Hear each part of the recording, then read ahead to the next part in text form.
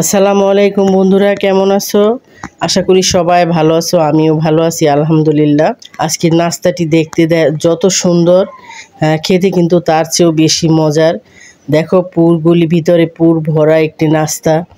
আর এটি দিয়ে কিন্তু মেহমানদারিও করা যাবে, বাসায় বিকেলে নাস্তাও খাওয়া যাবে, মানে সব। আবার টিফিনেও দেওয়া যাবে বাচ্চাদের। আর বিশেষ করে বাচ্চারা তো অনেক পছন্দ করে, ছোট বড় সবারই পছন্দের একটি খাবার এটি। এই নাস্তাটি বানাতে যা যা লাগবে তাহলে চলো। এখানে আমি ময়দা নিয়ে নিব 3 কাপ। এখানে ময়দা বা আটা দিয়েও কিন্তু বানানো যায়, তাহলে সবচেয়ে বেশি ভালো হয় ময়দা দিলে। এখানে আমি লবণ দিয়ে দিলাম, তারপরে 2 টেবিল চামচ চিনি, আর হচ্ছে 1 টেবিল চামচ ইস্ট, 1 চা চামচ, 1 টেবিল না, ভুল, আর দিয়ে দিলাম 2টি ডিম। এখন এইগুলি দিয়ে ভালোভাবে একটু মেখে নিতে হবে, একটু ভালোভাবে নাড়াচাড়া করে মেখে নিব। এখন দিয়ে দিব তেল। এটা হচ্ছে রেগুলার রান্নার তেল। তেলটাকে 2 টেবিল চামচ পরিমাণ দিয়ে দিলাম। এখন আবার নাড়াচাড়া দিয়ে এখন হালকা কুসুম গরম পানি দিয়ে আমি একটি ডো তৈরি করে নেব। এই যে দেখো, এটাকে ভালোভাবে মথে নিতে হবে। যত ভালোভাবে মথে নিব ততই কিন্তু ভালো হবে। এখন আমি আধা ঘন্টা 1 ঘন্টার জন্য রেখে দিব। এটাকে একটু উপরে একটু তেল ব্রাশ করে তারপরে আমি রেখে দিব 1 ঘন্টার জন্য। এখন আমি একটি ট্রেতে, এটা হচ্ছে ওভেনের ভিতরে যে ট্রে থাকে ওইটা, এখন এটাকে কিন্তু পুরোটা আমি তেল ব্রাশ করে নিব। এখন এই ডোটাকে আমি একটু ভালোভাবে কিছুক্ষণ মুথে তারপরে লিচি কেটে নেব।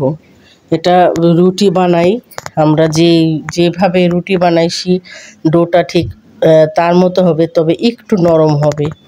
রুটির ডোটার চেয়ে একটু নরম হবে। এইভাবে করে নিতে হবে, কেননা এটা রুটি বানাতে হবে, আর না হয় আরও নরম করা যেত। বেশি নরম করলে কিন্তু রুটি বানানো যাবে না, এজন্য। এখন এইভাবে করে লিচি কেটে নিলাম। এখন রুটি বানিয়ে নিব। আমার এই ভিডিওটি যদি ভালো লাগে তাহলে লাইক দাও, শেয়ার করো। আর আমার চ্যানেলটি এখনও যারা সাবস্ক্রাইব করোনি এখনই সাবস্ক্রাইব করে ফেলো, আর পাশে থাকা বেল আইকনে ক্লিক করো, তাহলে যখনই আমি নতুন কোনো ভিডিও আপলোড দেব সঙ্গে সঙ্গে নোটিফিকেশন চলে যাবে তোমাদের কাছে। চাইলে তোমরা দেখে নিতে পারো, আর তোমার বন্ধু বান্ধব যারা আছে তাদের সাথে শেয়ার করো, তাহলে অন্যরাও দেখার সুযোগ করে দাও। এই যে এভাবে করে একটু একটু করে তেল দিব আর এটা বেলে নেব। এটা কিন্তু তোমরা দেখতেই পাচ্ছ, আমি কিন্তু এটা আটা দিয়ে বেলে নিইনি।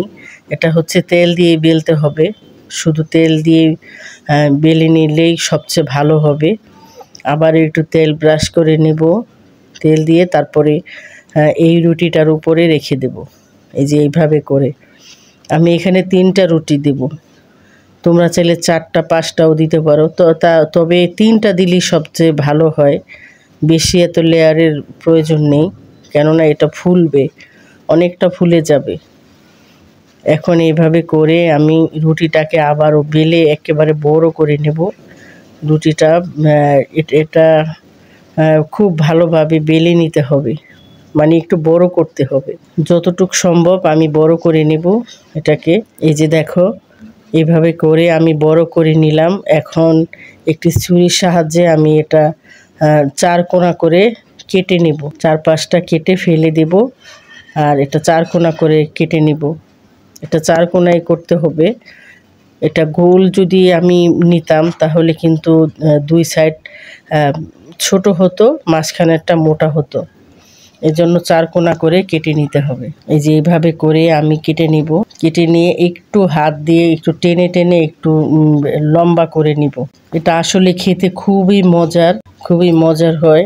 আর এই পুরটা কিন্তু আমি পুরটা দেখালাম না। এখানে যে কোনো পুরই ব্যবহার করতে পারো। এখানে হচ্ছে আমি চিকেন আর ভেজিটেবল দিয়ে, তারপরে গাজর, বাঁধাকপি এগুলা দিয়ে তারপরে আমি পুরটা বানিয়েছি। এখানে কিন্তু আলুর পুরও দেওয়া যাবে। এখানে আলু দিয়ে তারপরে মটরশুঁটি দিয়ে যে পুরটা আমরা বানাই ওইভাবে কিন্তু বানানো যাবে, তাতেও করে অনেক মজা লাগে। এই জন্য আমি পুরটা দেখাইনি। পুরটা যার যার পছন্দ মতো যা কিছু দিয়ে বানাও, কিন্তু রুটিটা এইভাবে বানিয়ে নিতে হবে। তাহলেই কিন্তু ভালো লাগবে। এখন এইভাবে করে একটু পেঁচিয়ে নেব, আর যাতে করে পুরটা বের না হয়ে যায় ঠিক এইভাবে করে চেপে চেপে তারপরে যতটুকু সম্ভব এইভাবে করে রোল করে নেব। আসলে বাচ্চারা যত সুন্দরভাবে ডেকোরেশন করা যায় বা নিত্য নতুন নাস্তা পেলেই কিন্তু তারা খুশি। আর মেহমানদারি করলেও কিন্তু এভাবে করা যাবে। আর বিশেষ করে এটা কিন্তু ফ্রিজেও রেখে দেওয়া যাবে। প্রায় 1 মাসের মতো রেখে দিয়ে তারপরে ভাজার একটু আগে নামিয়ে সাথে সাথেই চুলায় দিয়ে তারপরে ভাজতে হবে তেলে, অল্প তেলে ভাজতে হবে এটা। আর সাথে সাথে বানানোর চুলায়ও কিন্তু এটা বেক করা যাবে, তবে ওটাও কিন্তু খুব ভালো হয়। আমি যখন অল্প করে বানাই তখন চুলায়ও দিই মাঝে সাঝে, সবসময় আমি ওভেনে ব্যবহার করি না, ওভেনে দিই না। এভাবে করে সব বানিয়ে আমি ওভেনে দিয়ে দিলাম 160 ডিগ্রিতে 30 মিনিটের জন্য। 30 মিনিট দিলেও কিন্তু চেক করতে হবে যে হয়ে গেছে কি না, ওটা খেয়াল করতে হবে। 30 মিনিট পরে এই যে দেখো এটা কিন্তু এরকম হয়ে গেছে। এটা আসলে খুব, এই নাস্তাটা অনেক মজা, অনেক মজা। অবশ্যই বাসায় ট্রাই করবে আর আমাকে জানাবে কেমন হলো নাস্তাটা। ভালো থাকো, সুস্থ থাকো, আর আমার জন্য দোয়া করো আমি যেন এরকম ভিডিও দিতে পারি। তাহলে আজ এখানেই শেষ করছি। কথা হবে, দেখা হবে অন্য কোনো ভিডিওতে। আল্লাহ হাফেজ।